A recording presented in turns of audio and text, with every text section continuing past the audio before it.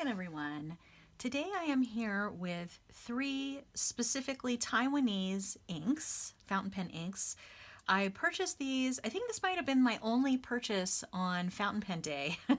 There was a sale on Shigure Inks, and I purchased these 3 because I'd been looking at them for a while, and I didn't even really put together necessarily that they were all from Taiwan, but they were all inks that looked really, really pretty, and I wanted to try them out. So the little strips on these boxes kind of gives you an indication of what the color is. I have my invoice off to the side here so that I can tell you what these are, just in case they have no labeling on the inside in English.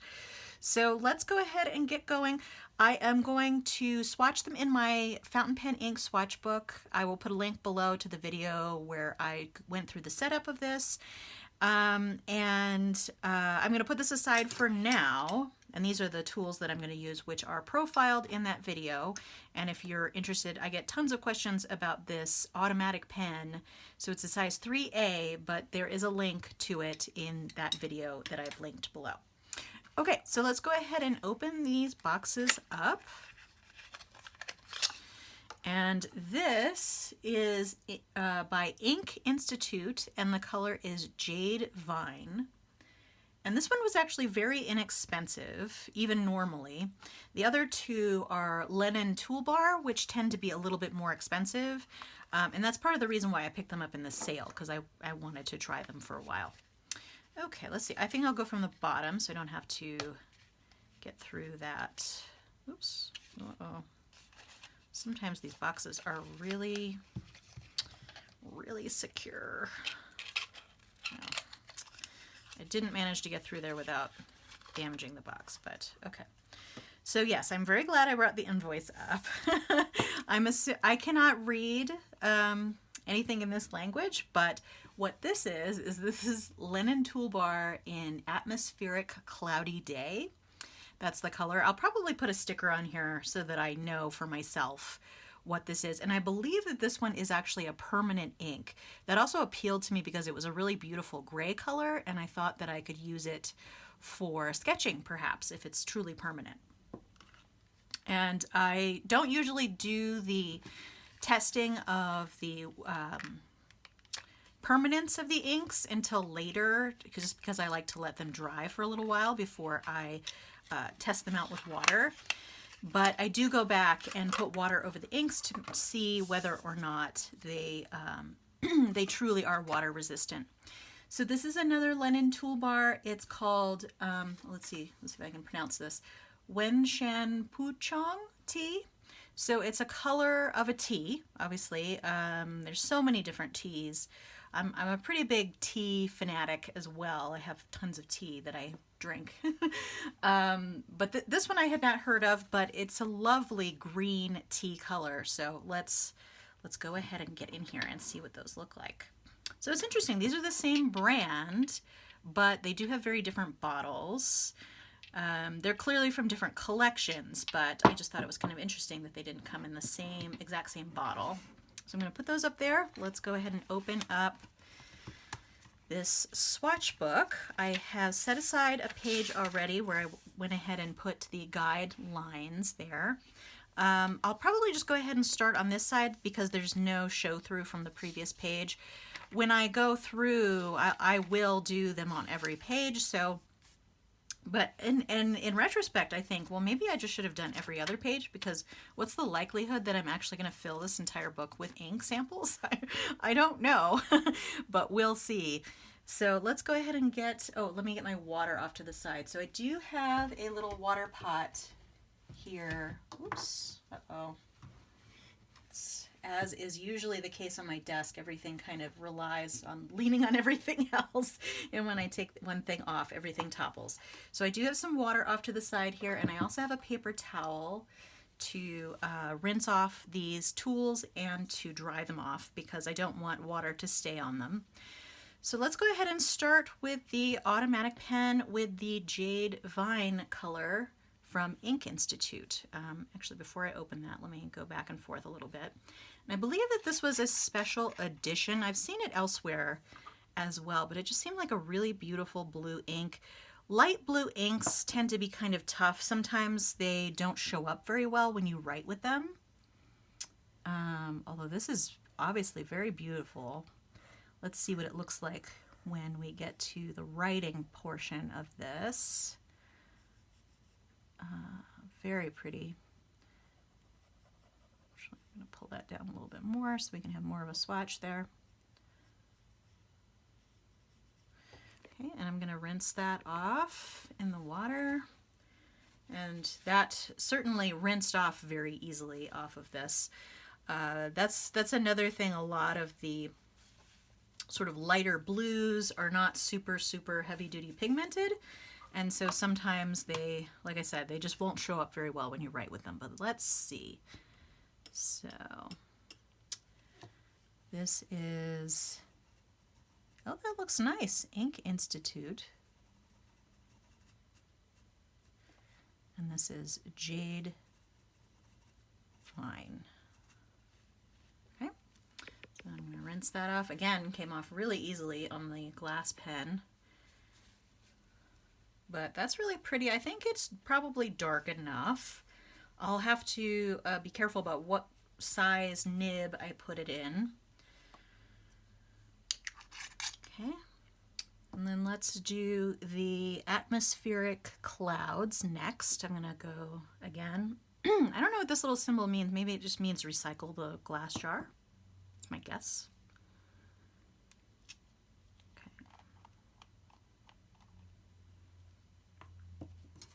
And I'm going to go in with the dip pen, or the automatic pen first, and let me actually get that extra ink off of the handle there so I don't get it on my hands, because I'm often getting it on my hands. Whoa, that's really dark, but very pretty. Can tell that there's a blue undertone there, which is very nice.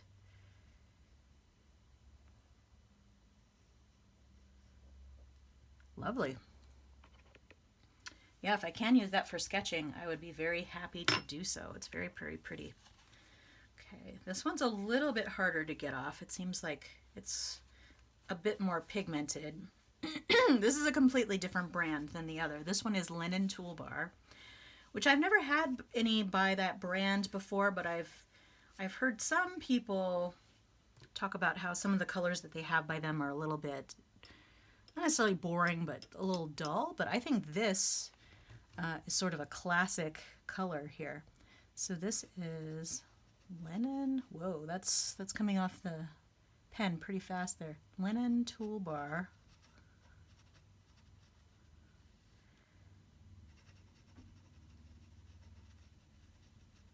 Atmospheric. Oh, it's atmospheric cloudy day. Okay.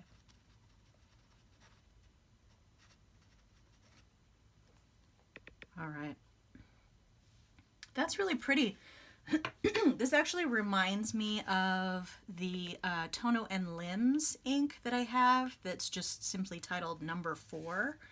I'll probably see if I can find it in my swatch book to compare, but this one actually looks like it might be a little bit more pigmented, because one of my problems with that Tono and Limbs ink is that it has not it's had sort of a flow issue in some of my fountain pens. So, and I'm pretty sure it's just the ink, because no matter what pen I put it in, even if it's an amazing pen, it still has some issues like that. But yeah, that's pretty. It's very complex. It has a lot of complexity actually in the swatch. I will show this to you closer up to the camera before I go. Okay. So now let's look at this one. This is the tea color, green tea color. Oh, that's really lovely. I've really been loving these sort of muddy green colors. And this is nice because it's dark enough that I think it won't be too light when put in a pen. That's lovely. Reminds me a little bit of Sailor's Rikyucha. I'll probably see if I can find that one and compare it as well, just so that you can see. I won't be able to obviously put it right up next to it because it'll be on a different page, but you hopefully will at least be able to see, you know, one and then the other. Okay, let me have this name here. So again, this is Lennon Toolbar.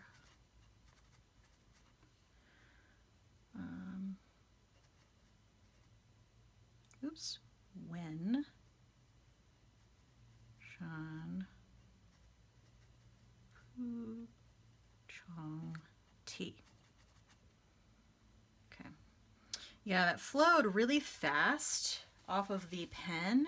So we got really thick lines right off the bat, and then it got a little bit thinner and more shading as I went. So I wonder how these will behave in a pen. But the only real way to know is to go ahead and put it in a pen. So let me go ahead and put these up to the camera so you can see. I'll close this jar real quick. So I'm really actually quite liking that atmospheric cloudy day. I think this might be really nice for sketching and maybe washes, if you can get washes that look like that. That's just gorgeous. Oh, and I realized I didn't do my normal hatching, because I normally do some hatching there. Let me do that now with all of these. I completely forgot. It's probably because I didn't have the example there to look at. Okay, so what was I doing? Okay. Okay. And part of the reason why I have those little hatches is because on part of them I put some water so that I can test out the water resistance of each of the inks. And I've actually been quite surprised by some of the inks that are a little bit water resistant.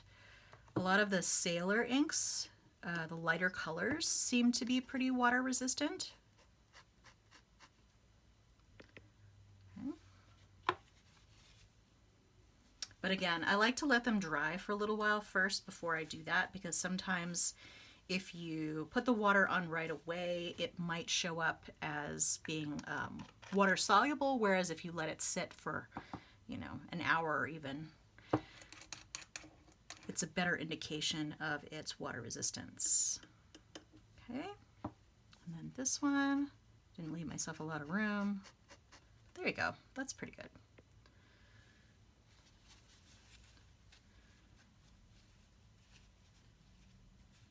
All right, so my tools are clean again. The jars are closed again. I'm going to close up my water so I don't spill it while I show you these. So here you go again. There's that jade vine. It looks like it does have some shading, but it doesn't look like it has any sheen. I'm not seeing any other colors in there except for maybe just a slight like purple tinge in there. The atmospheric cloudy day, I think we have both sheen and shading. You can see the shading and the lettering, and then here it looks like there's a little bit of a reddish sheen. And then again with this one, it's just shading. But these are all lovely. I have come to appreciate a more muted ink. So let me find those colors that I thought these looked like. So this one I thought looked a little bit like Tono and Lim's number 4. Can't remember how long ago I put that in here. I may have already gone too far. Yeah, because that's all the way at the beginning. And you'll get to see a quick flip through of what we've got in here. Let's see. Okay, there we go. Yeah, so this one is actually a little bit more blue. I'm trying not to touch it just in case there's still some wetness there. So this one, and it is a little bit more of, there's more variation in the color here in the swatch, whereas here it's very solid. You can kind of see. So they're different enough, I think, for sure. And you can also see Vinta Peria, sort of with the Ink Institute there. This one is definitely unique. I think if anything, this might be a little bit like the TWSBI ink. Let's see. Sky Blue, maybe? No, it's a little greener than Sky Blue. But it's definitely very bright like that is. And then for the T1, I thought that that looked a little bit like Sailor's Rikyu Cha. So there it is. So Rikyu Cha is definitely much darker. And this is one of the ones that's actually slightly water resistant, or at least looks like it's slightly water resistant, which is interesting. And you're getting more variation, I think, in the wash here. Whereas here it's pretty uniform, and it's pretty dry now too. All right, well, these are all very interesting. I hope to try them out in pens soon. I'm still trying to decide which ink to put in my TWSBI VAC Iris, just because, you know, the ink that I have in there is okay, but I'm trying to find something that I think really goes with it well. I mean, the Jade Vine might do it, but I think it's still too monochrome, like one color, but we'll see. All right, well, that's all I had for you today. So go ahead and feel free to subscribe if you want to keep track of future videos on my channel. And if you enjoyed this video, give it a like. I hope to see you next time. But in the meantime, have a great day. Thanks so much. Bye.